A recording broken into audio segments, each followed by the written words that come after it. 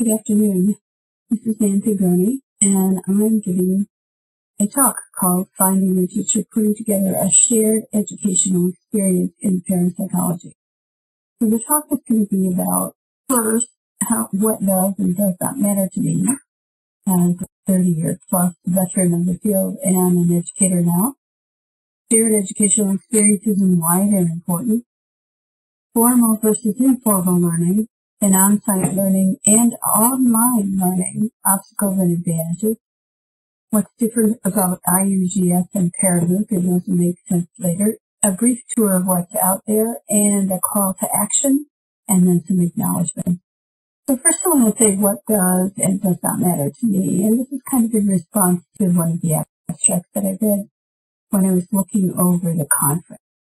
And I know that there's this perennial fight about what should we call parapsychology. Well, doesn't matter. The name of the field, who cares? As long as we're dealing with the same phenomena, if it's consciousness, if it's parapsychology, if it's anomalistic psychology, if it's transpersonal psychology, I don't care. I also don't care in convincing hardened skeptics. They're not going to get convinced. If they're responsible and they read and they have constructive things to say, then I think we should cease being angry with them for expressing their opinions and try to accommodate some of the insights they have that we don't have. I'm also not about changing the minds of people who love to declare us dead every 5 or 10 years or failed or beside the point.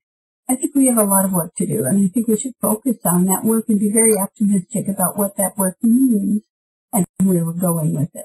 So what does matter to me are books like this, that the phenomena are being studied systematically. That's extremely important. That methodology improves year by year, and that means being open to people who have criticisms of current methodology, that the theories are debated strenuously and multidisciplinarily, that the research is still ongoing, and believe me, it is still ongoing, and that the core knowledge of the field, the scientific study of psychic phenomena, from whatever point of view, is still expanding. That's what matters to me. Also, what matters to me is that we're still talking to each other.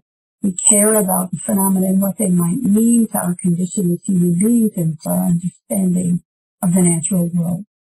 And that our messages are diverse, and that those messages are becoming more available through the internet and especially through YouTube. You can see here some of the ways that you can find out what these messages are.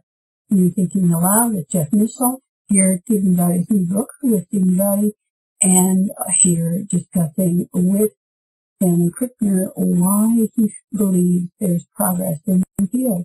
So let's talk about shared educational experiences. Yes, the conference is a shared educational experience, but what we lack that other disciplines have is a core of education. If I'm a psychologist, a research psychologist, a clinical psychologist, whatever kind there might be, I probably had an undergraduate degree in psychology, maybe a master's degree in that discipline, and then I've come to a PhD. All kinds of different disciplines have a core set of information that they communicate to their students in a fairly standardized way. We do not have that. So who needs shared educational experiences? Well, as Charlie Tart said in the past, we all need it. We all need to be on the same page, not necessarily in the fine details, but in the generalities, that we're interested in particular phenomena, we're trying to find out what they mean, we're looking at them from a variety of perspectives, and we're trying to move forward. And then we can disagree on the details. That's what makes science diverse and healthy. So how do we get it, and what counts as shared educational experience? And how, if we're educators, do we provide it as well? That's a big question. So let's take a look for a minute at formal versus informal education in the field. These are on-site formal options at the graduate level. So, for instance, we all know about the University of North Hampton. I dare say Chris Rowe is probably in the room. This is a traditional a master's and PhD supervision situation with the added happy circumstance of having a very well-stocked and well-peopled research unit. This is an environment in which you can get a degree. It's physical, it's on-site, you go there. Saybrook University is kind of in the mid-range in the sense that it's a school that has some courses online and some courses on-site. And you can get the same kind of supervision and so on, but it doesn't have a research lab, and there's probably not a core of researchers in the area, at least not at Saybrook itself.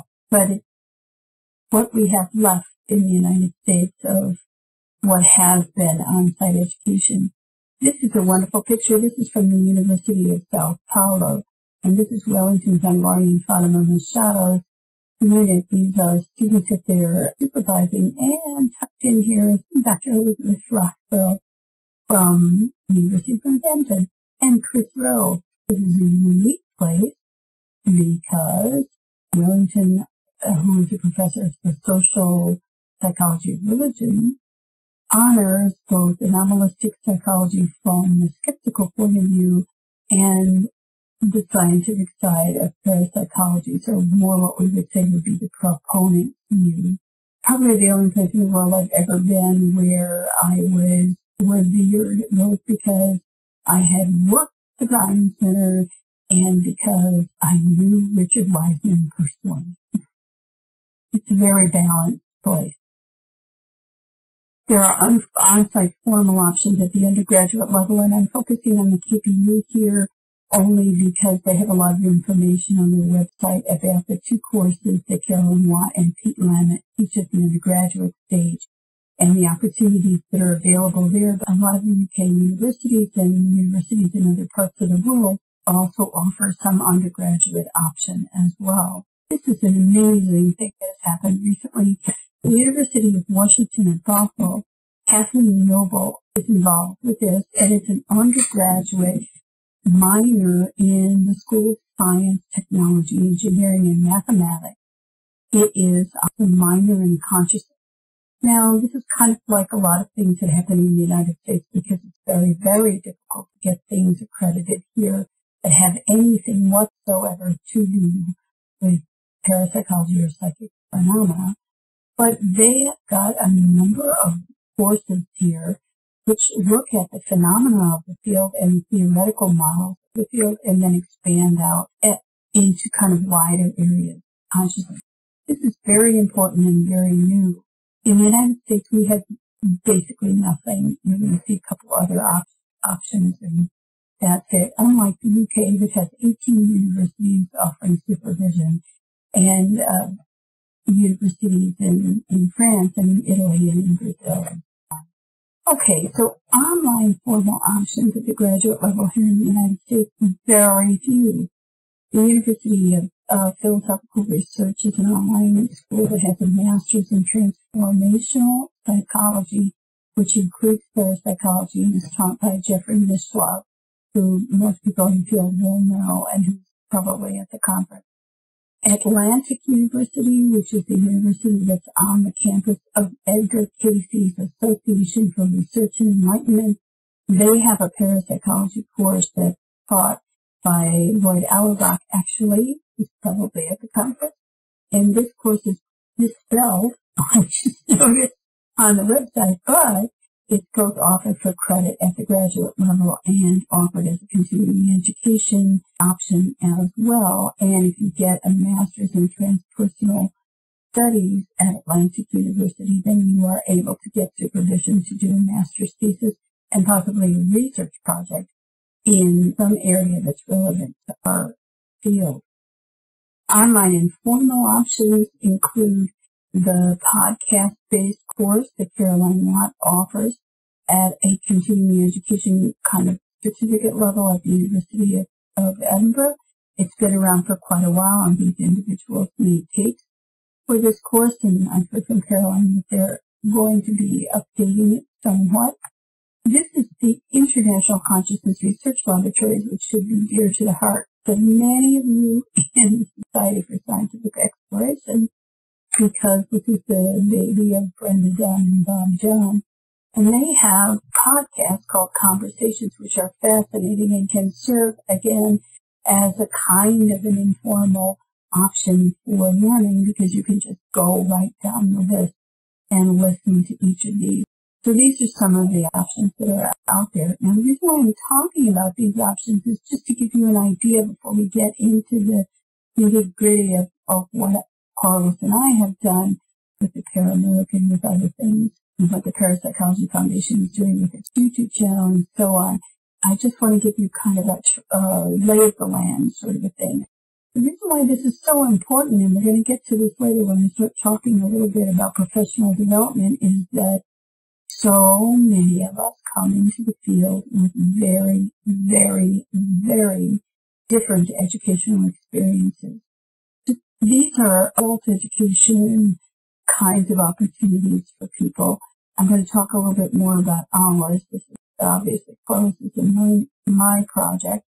But the Rhine Education Center also has a very active program that calls Language to Teach-In. And as you can see, there's a number of things going on this summer. It's a combination of courses that are on the content of the field, and then some other courses that are interesting to people who are interested in the field, but may not necessarily be a scientific kind of training. The Alvarado Zingrone Institute for Research and Education, or the ASIRE, is a project of Alvarado Zingrone Associates, which is our consulting company. The tagline is Teaching Online on Rules IQ with our Moodle and in Second Life, which is a virtual world. And these are the 4 courses we've taught so far. The first was what we call a hop-on, hop-off introductory course that went on for a year. This was a 4-week course on the out-of-body experience, and these 2 are the MOOCs that I'll talk about later on. There's lots of other kinds of on-site informal options, community colleges, free university programs. There's a kind of mid-range, informal, but structured, long-time school called School of Parapsychology that's run by Dr. Kieran O'Keefe, and that's another one that offers its own certificates. Other informal options are the Signs of Reincarnation course, which is taught by Jim Matlock, who's also a research fellow at the Parapsychology Foundation. He teaches on the ASIRE Moodle, which is our Moodle installation, and Moodle is a kind of a learning management system. This is an unusual course in that it is 15 weeks. It is very deep. It is graduate level, and it covers a variety of interdisciplinary perspectives on reincarnation. And he'll have another one going in the fall. One of the unusual things that he's done is he's got a closed group on Facebook called also Signs of Reincarnation, and this is Dr. Ian Stevenson, if you don't recognize him. This Facebook page is used very effectively by Jim Matlock to also teach a wide variety of people and raise the level of the discussion. So on-site learning has obstacles and advantages. Some of the obstacles are obviously you need to have the academic qualifications to get into the place. There are political barriers that can be interior to the field. Maybe you think it's a little too skeptical. Maybe you think it's a little too neutral, or maybe you think it's a little too positive, whatever school you might be looking at. There are also political barriers that have to do with what's going on the planet in a geopolitical sense. So you have to kind of choose where you're going to go, because you're going to have to move there, and maybe it's not going to be easy to move there, and so on. And then there's obviously cost, because you've got to live in the place, you're disrupting your daily life, you may not be working, you may be living on grants and loans, and so on. And then there's the level at which you enter. Great for an undergraduate if you're living in the area. It's great for a graduate student with the same kind of possibilities. Not so great for people from other countries. And certainly if you're postdoc level or you're a senior researcher and you would like to spend some time there, it takes a little bit of negotiating and a little bit of figuring out how that's possible to do. So if you're seeking that shared experience in education in the field, an on-site location may not be so easy to connect up with. The advantages, of course, are access to established coursework, access to experts, research opportunities. If there's a research unit there, immersive learning, you're in a group of people, you're going to go out for beer, you're going to sit around drinking tea, whatever it might be, and there's going to be deeper conversations similar to what you get at the conference in the off hours. And then there's the development of a social and academic network that will be yours for the rest of your life. Carlos and I feel very honored and very grateful to have been in Edinburgh with Kathy Dalton and Chris Doe and Simon Sherwood and Paul Stevens and Carl Williams. It was a wonderful experience. So there are online obstacles and advantages as well. And I said I have found online learning and online teaching to be just as socially and intellectually enriching as the on-site experiences that I've had. So some of the obstacles, obviously, are the cost and quality of your connection to the internet. This may be considerable, this may not be. The age and capabilities of your devices, your preferences in learning, patience with technology, and limited formal options. Most online learning is free and accessible, but they're not accredited and they don't come with something that maybe your employer or your next school is going to be as being transferable. Some advantages, sometimes flexible scheduling, sometimes self-paced where learning materials are always available. Frequently it's multi-platform. There's lots of different things you learn how to do, and sometimes these courses are very, very well supported. So I want to talk a little bit about International University of Graduate Studies. Carlos and I have gotten involved with this group recently. They're a degree completion university in an online school. So basically people transferring most of their stuff and doing master's and doctoral dissertation at this school. But what they've allowed us to do is something different, and it's something that I don't think any other school on the planet actually has, and that is, in order to do a postgraduate diploma or certificate with us, you have to have at least 5 of these 8 courses. In order to do a master's, at least 4 of the 8. In order to do the doctorate, the entire 8. All of them are 15 weeks. All of them are being built out with lectures and all kinds of materials and textbooks such as Parapsychology, the Handbook. Hard to get students because they're working on their accreditations. Right now they're only regionally accredited by their own country, which is the Commonwealth of Dominica and the Caribbean. They're working on foreign accreditations because in the United States it's impossible. And also the cost is basically comparable to University of Philosophical Research. So this is something we're working on and hope will work in the future, but we also want to proselytize about this to people who are in university settings and designing courses. Please try to get more of a sustained contact with the field and its content into your program. So ParaMOOC is an online free course that we've taught for a couple of years, and the 2015 version is apparently why I got this award that I'm making my award talk for. And we have a particular philosophy, which is that we assume that all of the learners are very capable people, and if they choose the courses, that's a positive thing. If they take some and they don't like it and they go away, there's no hard feelings. If they really love it, it's something that's very enriching for them and for us as well. We also feel that the ParaMOOC needs to embody the controversial nature of the field, meaning we are not shying away in any way, shape, or form from the fact that this is a marginal discipline and we have problems to solve. And then we embody the multidisciplinary and multinational nature of the field by having as wide a group of faculty as possible and as wide a group of disciplines represented by these faculty. Everybody is volunteering their time. In our first iteration, we were volunteering on time. Luckily for us, Mr. Coley, the president of the Parapsychology Foundation, became very interested in the course, and this is now part of our job. The videos are going up on YouTube, save a couple that individuals wanted to keep private to the course.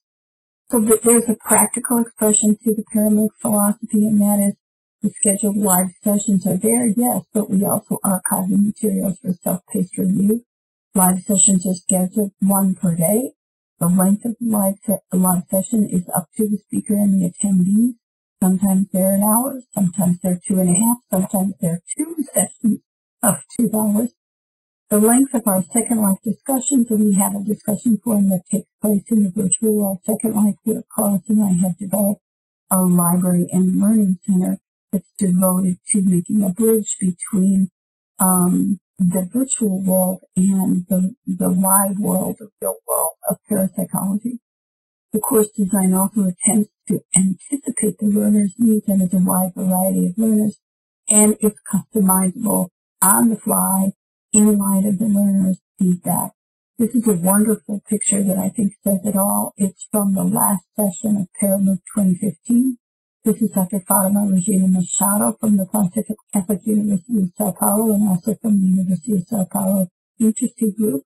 Her husband, Dr. Wellington Zagori, is taking this picture in Brazil, and there are representatives of probably 15 to 20 countries using their drawing tools inside of the social media teaching platform with IQ to make all these wonderful congratulatory faces, because this is our last session.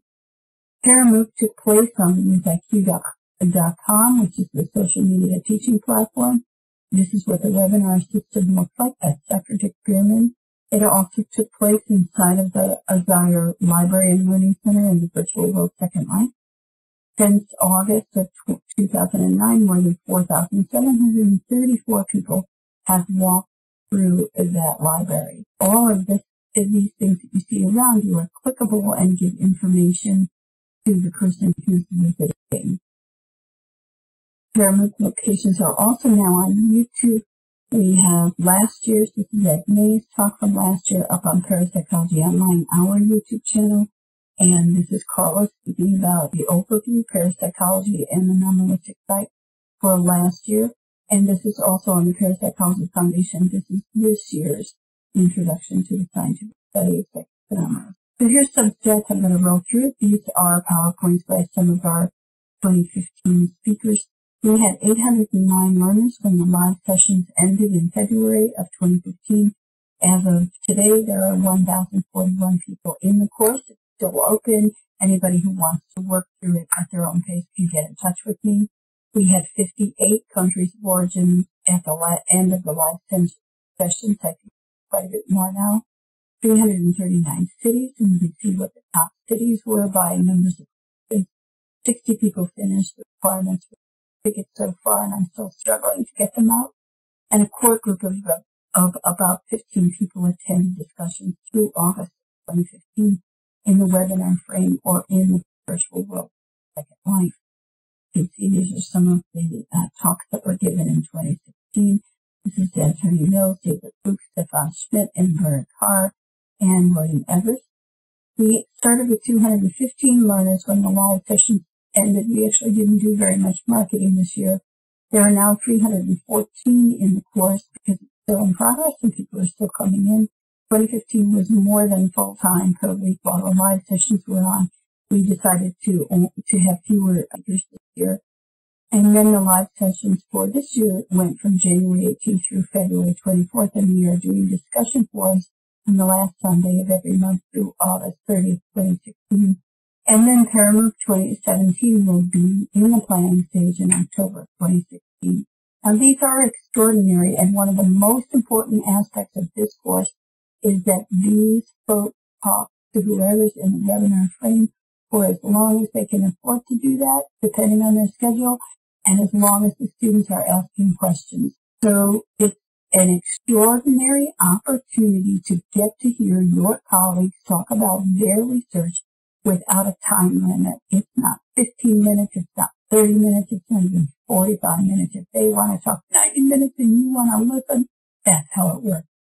So I'm going to give you a really quick tour of what's out there because I've been running out of time.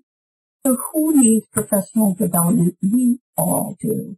None of us know everything about the field, and there are so many disciplines and so many points of view that it's difficult to keep up. Reading the books isn't enough. Reading the journals isn't enough. Coming to the conferences isn't enough. If you're serious about the field, you've got to do more. This is a picture taken by Alejandro Parra of the group at the Durham, PA in 2012. And we are, here's an anthropologist, I'm a psychologist, there's Bob Van de Kessel. There's all kinds of people in this group from all kinds of disciplines. So you know what the conversation is like. It can be difficult. And then online, we have blogs, good, solid information in various pages and Facebook groups. There are so many places to get good information. Are we aware of what everybody's doing? Hardly at all. There's a new YouTube channel, for instance, for ions, and it's exceptional. There is a new YouTube channel of research on spirituality and health at the Federal University of East Are we aware of what everybody's doing?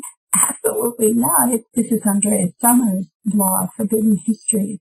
This is Carlos's very incredible blog. He's written so much since he started in 2013. It's a great resource for people, books, old conferences, new conferences. Alejandro Parras Instituto de Psicología Paranormal in Buenos Aires runs the allotted website in Spanish, everything from the revista, everything from the side bulletin, and all kinds of information about their on-site and online courses about the library in Buenos Aires and so on. Are you on academia? Well, there's a lot of people who are very interested in parapsychology on academia. Maybe Fiona Bully and Christopher Mormon are well known to you. These two pages are from ResearchGate. There are a lot of our community on ResearchGate, and they're uploading their publications. This is Julia Mossbridge's page. This is Essa Pardanian's. And are we aware of what people have done? The Parapsychology Foundation YouTube channel is bringing out all of its perspective lectures, all of its Lyceum workshops, and eventually we will also be bringing out the conference videos from previous year's conferences going back as far as there is film. This is Richard Broughton giving a talk in the early 2000s. This is Bob Morris giving a talk in the early 2000s. And are we aware of what everybody's done? No. Here's Charlie Tart talking about taking spirit seriously in 2000. And this is Cassandra Bighton's talk on the TEDx Napa Valley. And if you haven't seen this, TED has decided it needs to put a big red mark on this very wonderful talk, just in case anybody gets upset that it has a little bit about remote viewing and something else. So that makes us unhappy, but 34,000 people have seen it. That's the beauty of YouTube. Our voices are being heard, and they're being heard in a wide way. Okay, now I'm going to fly through this. This is my call to action. Because it's so possible to do these online courses and to do on-site courses and to expand any form of programs you might be involved with, my call to action is if you have no formal education in the field, please take some time to get a wider perspective. If the industry is important to you, you should know about it. If you're teaching a formal program, find a way to expand the content that deals specifically with our phenomenal theory and our method. And if you are binge watching Grace and Frankie or Agents of S.H.I.E.L.D. online, take a few days off or a week off and get on YouTube and spend those hours on YouTube looking at the things that are available in our field. So that's the presentation, and what I'm trying to get across here is we have an education gap in this discipline that we need to fill, and only we can do it. We need to embrace professional development. We need to embrace educational opportunities. I would be delighted if every single one of you put together a MOOC in your side of the field, in your language, in your country, and made that available. The most common response from our students in 2015 and 2016 was, I had no idea that people in universities, scientists, and academicians had any interest in these phenomena at all and were doing research. So we have a lot of information to get out into the world. YouTube is one way to go. Doing these kinds of online courses is another way to go. And extending our own experience with what's available out there that enriches what we know and enriches what we can teach folks around us who are interested and who are looking for mentors. Thank you.